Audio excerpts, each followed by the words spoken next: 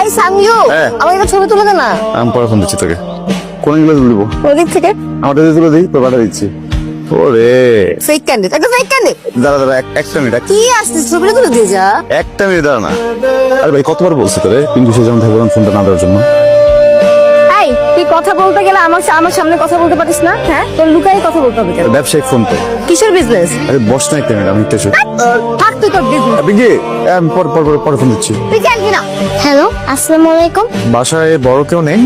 বড় মানে কি সবার বড়? বড় কেউ থাকলে তাকে ফোনটা দাও। আচ্ছা। বাবা বাবা বাবা, জি মামুনি। বড় খুঁজতেছে। আমি তো বড় না, তুমি আসো। কে বড় খুঁজে মা?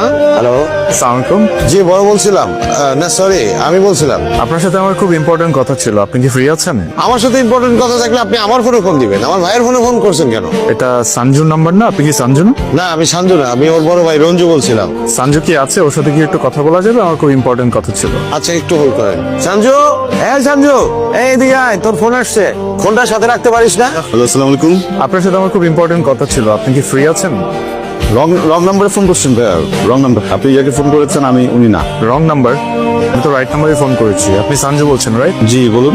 সঞ্জু, আমি একজনকে ভালোবাসি, সো আমার মনে হয় আপনি যদি এই ডিলটা করতে পারেন আপনার ক্যারিয়ারের সবচেয়ে বেশি অ্যামাউন্টের কাজ আপনার এটা হতে যাচ্ছে। ভাইয়া আপনি বললাম না রং নাম্বারে ফোন করছেন, আমি আপনাকে পরে বুঝাই বলতেছি আপনি কেন রং নাম্বারে ফোন করছেন। হ্যাঁ আমি এখন মানে রং নাম্বার ভাইয়া প্লিজ। আসসালামু আলাইকুম।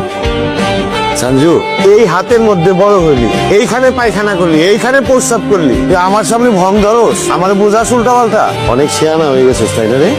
শোন, যেদিন কট্টা খাবি সেই দিন টের পাবি, আর সেদিন কিন্তু এই ভাই উদ্ধার করবো। পিঙ্কি হয়েছে রে কি? সে এখন আবার কি করছে আমার একটু বলবি তো নাকি? তুই আমার সাথে কথাই বলিস না। কেন? তুই আগেই ভালো ছিল, আমাকে সময় দিতি। এই কাজটা শুরু করার পর থেকে এত ব্যস্ত যে আমাকে সময় দিস না। সঞ্জু, আমাদের রোমান্টিক জায়গাটা যদি ঠিক না থাকে তাহলে কিভাবে হবে? রিলেশনশিপ কিভাবে আগাবে? আরে ভাই সব কথা তো তুই বললে হবে না। শোন না, আমি কি কাজ করতে চাইছিলাম? আমি তো ফার্স্টে বলছিলাম আমি স্টুডেন্ট, আমি পড়ালেখা করি। তুই যখন সময় হবে তখন কাজ করবো না? তুই তো আমার জোর দিলি আমার কাজ করতে হবে, আমি কিছু একটা করতে হবে, না তোর বিয়ে হয়ে যেতেছে।